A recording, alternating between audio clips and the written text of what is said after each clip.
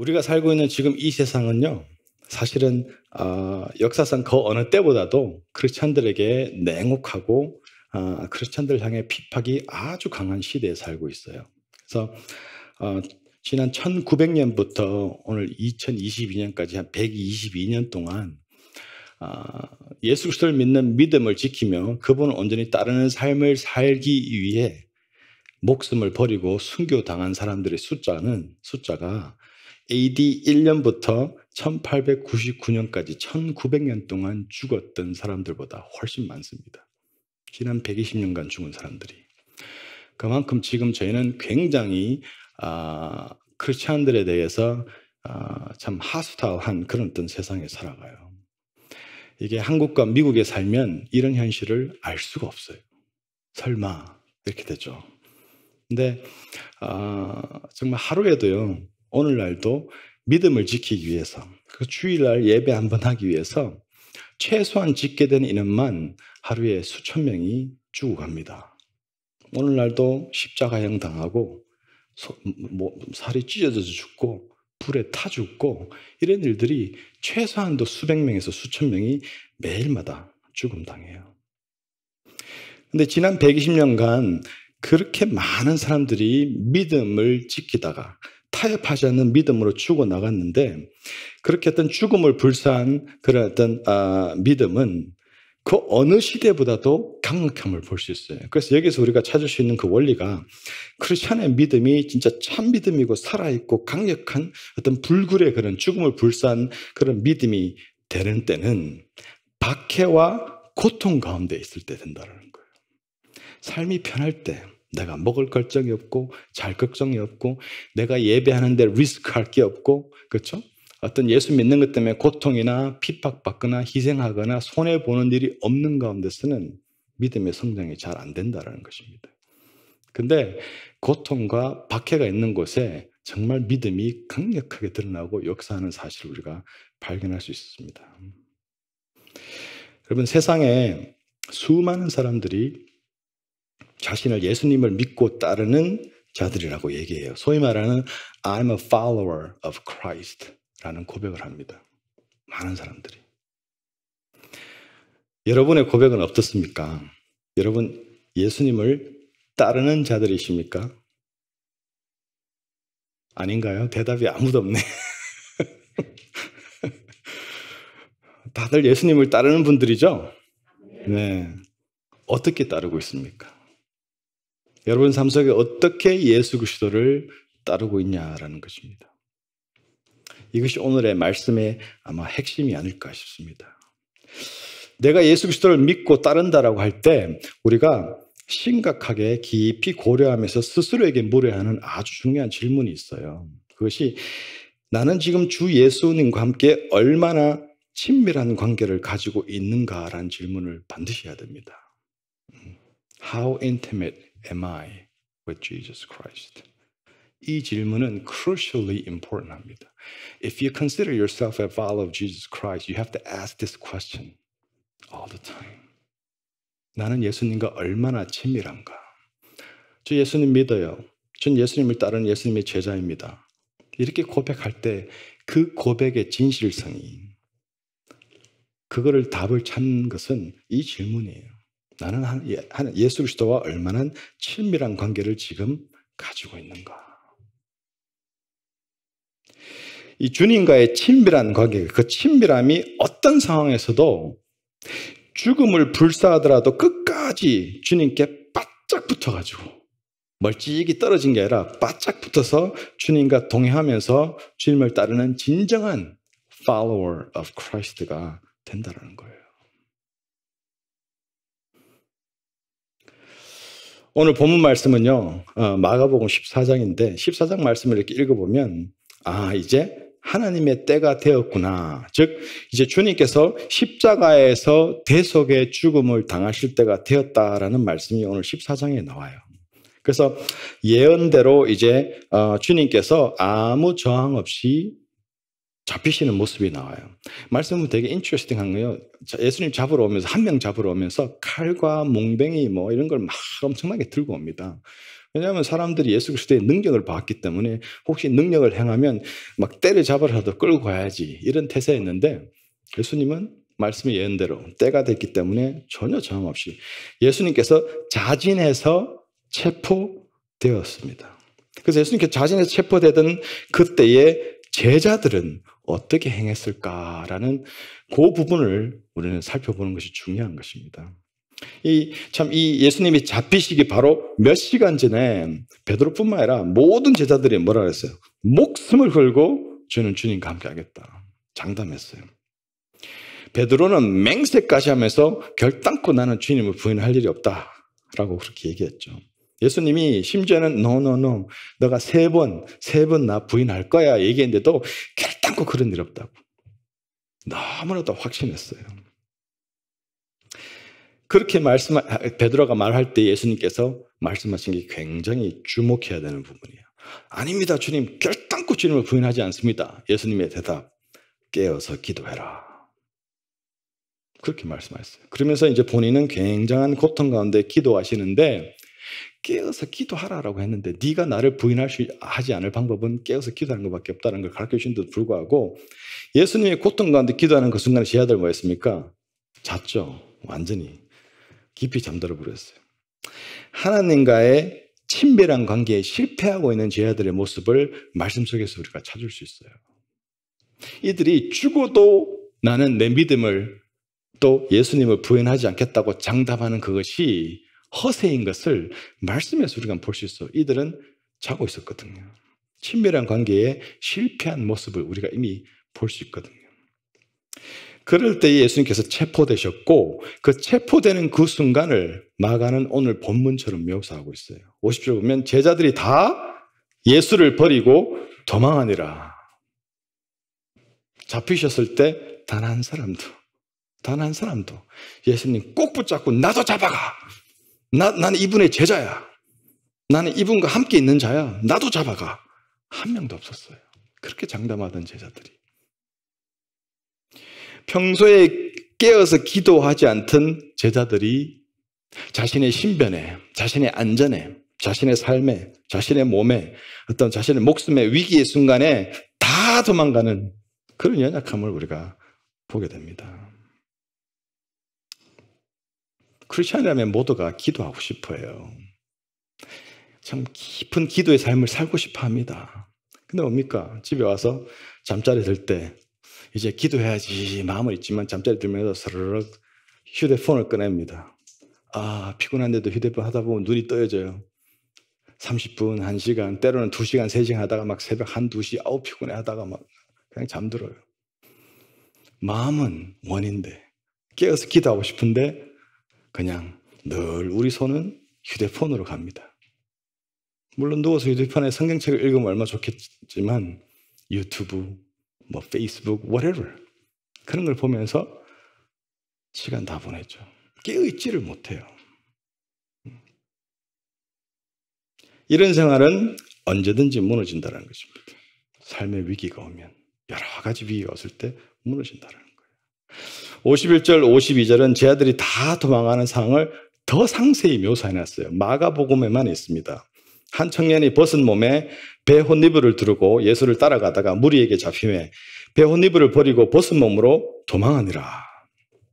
이게 마가복음에 있는 내용이라 대부분의 신학자들이 이 한 청년, 벗은 몸의 한 청년을 마가 자신으로 간주해요. 그래서 마가로 추정하면서 아마 최후 만찬을 마가의 집에서 하시고 3명의 제자, 베드로, 요한, 야고보 있죠. 3명의 제자를 데리고 이제 겟세마네 동산으로 기도하러 가셨죠. 그 나머지 제자들도 깨어서 기도하라는 말을 들었는데 이 딱 보니까 마가는 뭐예요? 자기 집에서 자고 있었어요. 왜냐하면 그 당시 덥기 때문에 잘 때 벗어요. 근데 여기 보면 말씀에 보면 배 혼니불이라는데 이거는 세마포 옷이라서 굉장히 비싸요. 그러니까 마가가 잘 살았다는 얘기예요. 그러니까 예수님은 고통 가운데 기도로 가시는데 자기는 시원하게 이제 자고 있는 거예요. 예수님이 깨어서 기도하라고 했는데 시원하게 자다가 이제 막 예수님이 잡혀가는 요란스러운 소동이니 그런 소리 노이즈에 이제 깬 거죠. 깨서 보니까 예수님이 잡혀가시는 거야. 그러니까 허겁지겁 자다가 그냥 호흡을 두르고 이제 막 나온 거죠. 나와서 본데 누가 야 얘도 한통속이네 이러고 이제 딱 잡으니까 뭔 소리 하냐고 그래서 급히선 혼입을 버려두고 부끄러움도 마다치 않고 맨몸으로 도망갔다는 것입니다. 자신의 그런 모습을 말씀 속에 집어넣으면서 평소에 주님을 알고 따르던 사람들은 당연한 거지만 이 3년 반 가까운 시간 동안 예수님과 동거동남하면서 하나님께서 예수님께 친히 말씀을 듣고 가르침을 받고 정말 그랬던 제자들조차도 목숨을 걸고 예수님을 따르는 것이 아니라 목숨을 걸고 도망하는 모습, 그 모습을 이렇게 말씀 가운데 지금 이렇게 그리면서 예수님께 대한 배신, 어떤 사람의 제자들의 그 믿음의 연약함을 적나라하게 묘사하고 있어요. 말씀 속에. 나가서 마지막 절 54절에 보면요. 베드로가 예수를 멀찍이 따라, 오늘 말씀의 제목입니다. 예수를 멀찍이 따라 대제사장의 집들 안까지 들어가서 아랫 사람들과 함께 앉아 불을 쬐더라. 멀찍이 따라가서 불을 쬐다. 이 장면이 이제 오늘 말씀의 핵심이에요. 예수님을 부인하기 전에 베드로는 예수님을 멀찍이 따라갔어요. 멀찍이.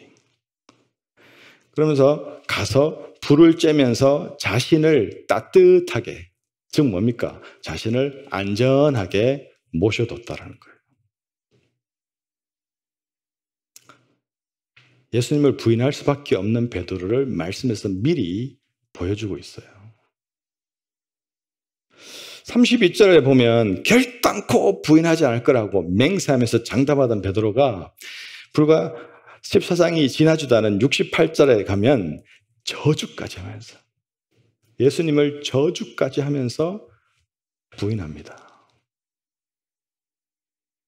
여러분, 우리의 따뜻하고 안전한 집이나 그런 어떤 안전한 환경에서 나의 어떤 내가 원하는 내가 딱 세트해놓은 내가 만들어놓은 그 컴포트 존 안에서 예수 그리스도를 따르는 것은 지금도 예수님 한번 예배하기 위해서 예수님을 따르기 위해서 그 말씀에 순종하기 위해서 매일 수천 명씩 죽어가는 이 세상의 현실과는 너무나도 상반된 그런 모습이에요.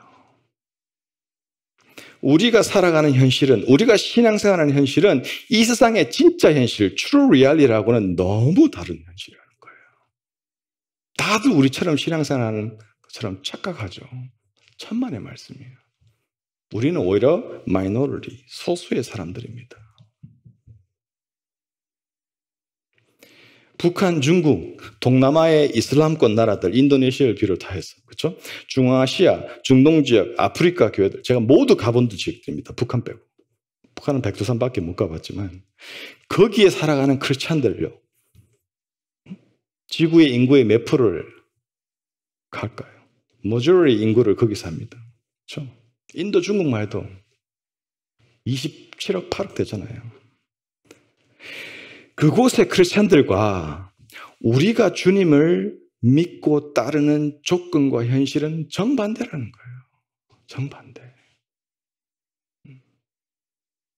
크리스찬을 위한 이 세상의 진짜 현실은요, 우리처럼 몸이 좀 더 편한 걸 찾고 좀 더 맛있는 걸 항상 찾고 뭐 생일날, 뭐 기념일날, 뭐 이런 날 저런 날 좀 더 좋은 선물 받고 안 주면 삐지고 화가 나고 주님을 최선으로 따르지 못하는 온갖 핑계 이유를 찾는 그런 우리 크리스찬들의 현실과는 완전히 반대예요. 대부분의 이 세상의 크리스찬들은 목숨 내어놓고 예배하고 신앙생활합니다. 나 오늘 예배하러 가면 불에 타 죽을 거 알고 갑니다. 북아프리카의 현실은 뭡니까? 매주마다 집단으로 불에 타 죽어요. 예배하면서. 보코하람 같은 그런 테러 단체들 보시죠.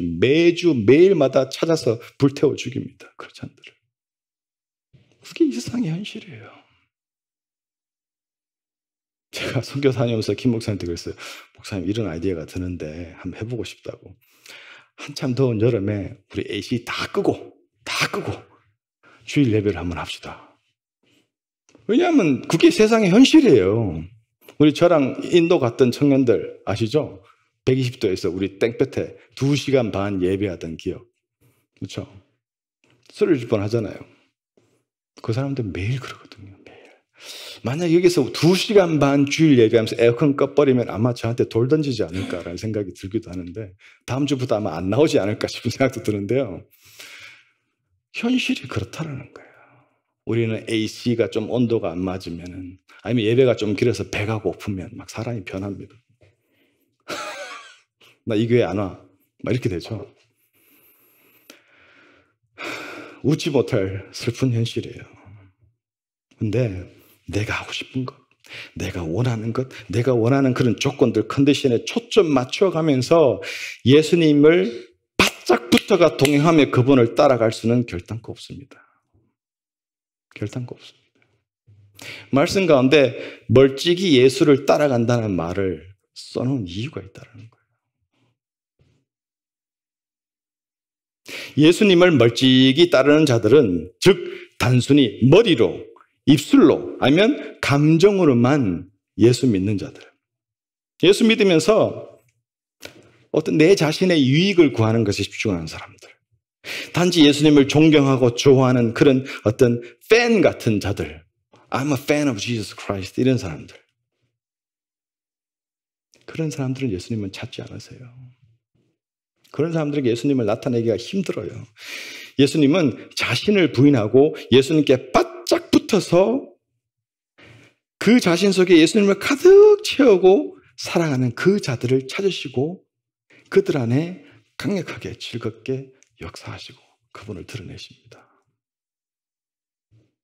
우리 자신의 생각을, 우리의 고집을, 우리의 욕망을, 우리의 교만함을, 우리의 안락함을 부인하지 않으면, 즉 나를 부인하지 않으면 반드시 예수님을 부인하기 때문이에요.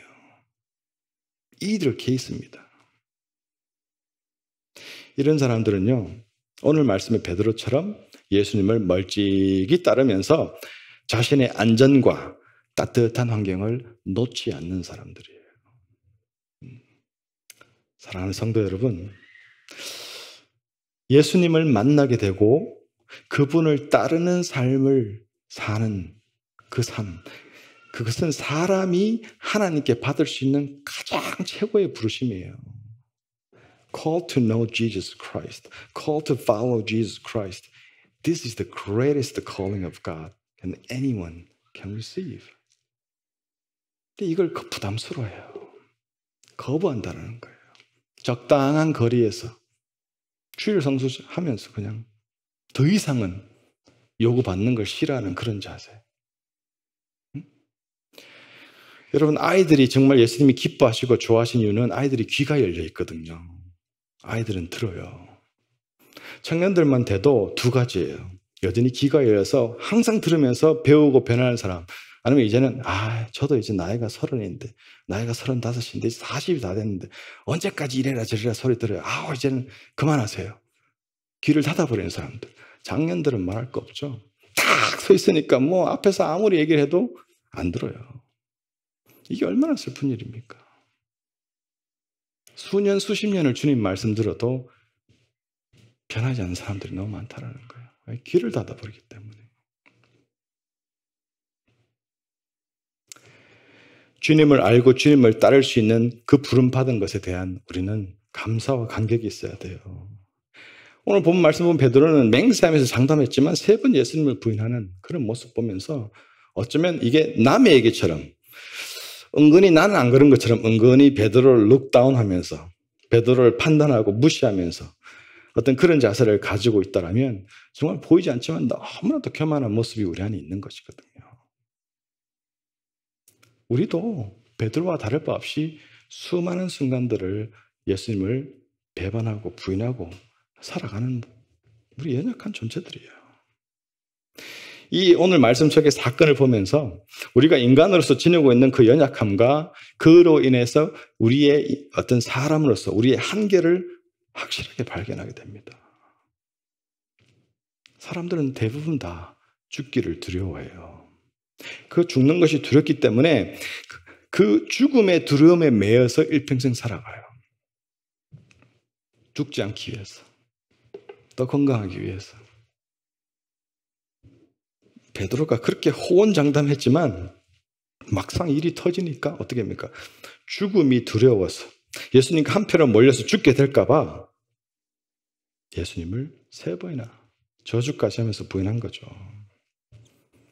우리도 뭐 죽는 위험은 아닐지라도 우리 삶 가운데 어떤 큰 손해나 아니면 희생이나 아니면 심지어 어떤 여러 가지 삶의 고통을 감수해야 되는 상황이 온다라면, 그렇죠. 글쎄요, 베드로처럼 행동할 가능성이 높다라는 거예요.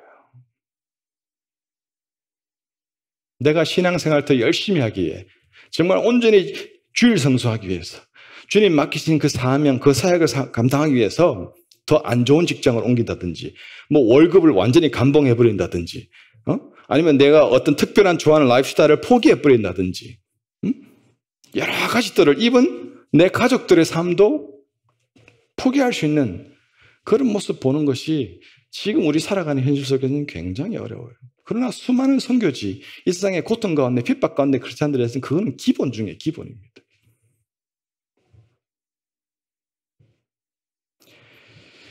베드로가 예수님을 멀찍이 따라갔던 모습은 바로 그러한 신앙의 모습을 그대로 보여줘요. 멀찍이 따라갔기 때문에, 그 어정쩡한 신앙을 가지고 있었기 때문에 그는 부인했던 거예요. 우리도 삶 속에 예수님을 멀찍이 따라가는 모습을 킵하고 있다면, 어정쩡한 신앙을 가지고 있다면 우리는 언제든지 필요에 따라 예수님을 부인합니다.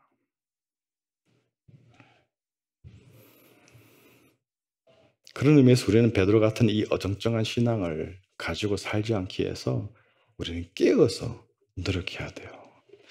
내가 죽으면 죽으리라 하는 그 어떤 결단, 내 기도 가운데 그런 기도, 하나님 어떤 상황 속에서도 믿음에 타협하지 않도록, 그냥 단순 무식하게 그 말씀대로 순종하고 살아가도록 주여 도와주십시오. 그 결단하는 것이에요. 고난 없이 영광 없어요. 모든 것이 편하고 우리 안에 영광은 있을 수가 없어요. 삶 가운데 불편함, 내 삶 속의 희생, 내 삶 가운데 고난을 두려워하지 않는 것, 그러면서 예수님을 바짝 따라가는 것, 이런 삶이 안 될 때는 우리 베드로처럼 멀찍이 쫓아가면서 신앙생활에 실패할 수밖에 없어요. 우리가 의지가 강하면 강한 의지로 한동안은 열심히 신앙생활을 한다고 할 수 있지만, 그 의지가 바닥날 때는 그냥 뚝 쓰러집니다. 쉽게 시험듭니다.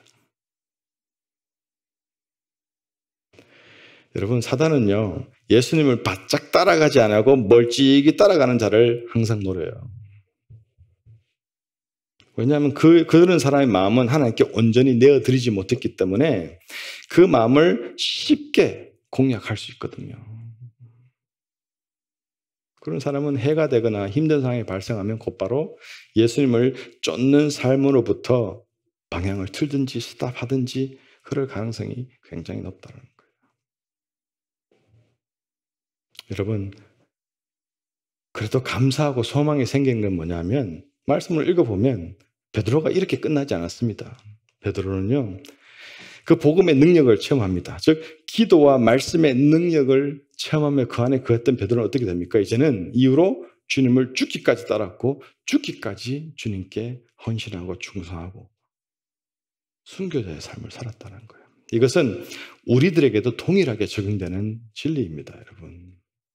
우리가 주님을 끝까지 바짝 붙어서 따르기 위해서는 주님과의 친밀한 관계를 기도와 말씀에 초점을 맞춘 삶으로 유지하는 것이에요.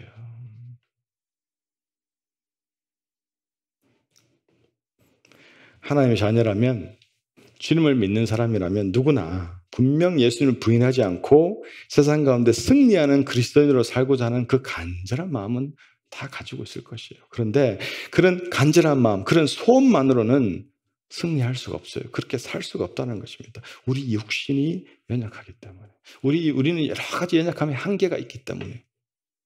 그래서 늘 깨어서 기도하지 않으면 우리가 세상의 방법을 사용하고 편법을 사용하고 심지어는 예수님을 적당하게 부인하면서 내 이기적인 욕망을 채우는 자리에 나갈 수밖에 없다는 거예요. 여러분, 기도와 말씀으로 예수 안에 거하면 친밀함을 유지하게 됩니다. 그렇지 않으면 우리도 제자들처럼 도망하게 된다는 거예요. 말씀을 맺습니다. 인터넷에서 찾은 글인데요. 제가 한번 읽어드리겠습니다.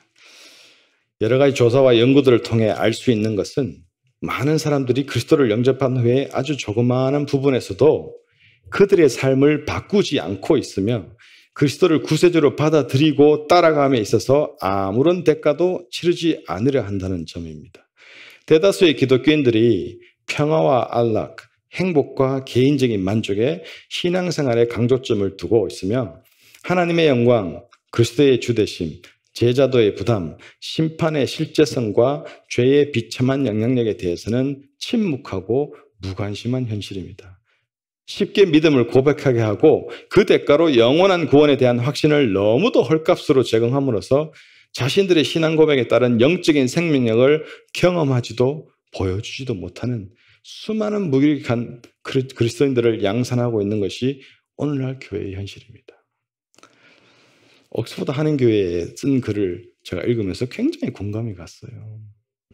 여러분, 우리는 우리의 욕망을, 우리의 고집과 생각과 판단을, 우리가 원하는 것을, 돈과 어떤 사람과 풍조와 유행을, 우리 몸의 안락함과 즐거움을, 심지어는 우리의 성욕, 우리의 식욕, 우리의 수면욕을 너무나 바짝 붙어서 따라갑니다.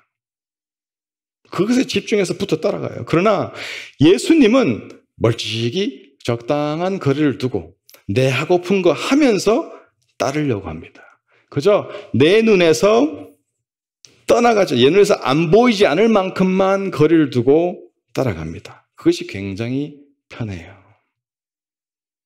그것도 어떤 헌신적인 따름도 아니고 예수님을 본받아 모방하고자 하는 그런 어떤 따름도 아니라 그저 인기 있는 사람, 따르는 어떤 그런 팬의 모습으로 뭔가 유익을 구하면서 내 원하는 것을 강창하면 들어주시는 분이라는 착각한 가짜 믿음 가지고 예수님을 바짝 붙어 따르지 않는 이유들을 너무 잘 찾아내서 적용합니다.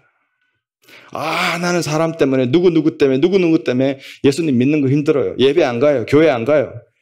나는 내 삶이 이런 상황 저런 상황 때문에 난 예수님을 믿을 수가 없어요. 그분 못 쫓겠어요.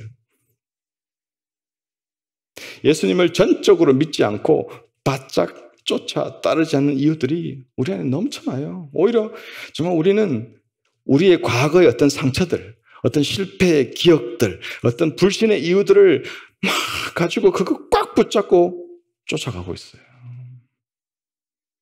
그러나 능력의 주님, 치유의 주님, 해결의 주님, 위로의 주님, 공급의 주님, 무엇보다 도 우리의 전적인 예배를 받으실 주님을 바짝 따르지 않는다라는 거예요. 여러분, 예수님 한 분으로 충분하지 않습니까? 삶이 이것저것 다 답답하고 막힘 있고 안 되는 것 같아도 예수 한 분이, 그분이 내 안에 가득할 때 그분 한 분만으로 충만하지 않느냐라는 것이에요. 예수님이 우리 삶 그 자체보다도 더 고귀하지 않습니까, 여러분? 우리 크리스찬들은 이런 고백이 있던 사람들, 이런 사람들이어야 한다는 거예요. Jesus is enough for me. Jesus is better than my own life. 이런 고백이 있는 사람들이 되어야 되는 거예요. 이것이 예수님과 친밀한 관계를 누리고 있는 자들의 심정이요 고백입니다. 그래야 예수님을 멀찍이 따르는 자들이 아니라 바짝 붙어 동행하는 주님을 경험하고 드러내는 그런 삶을 살게 된다라는 것입니다.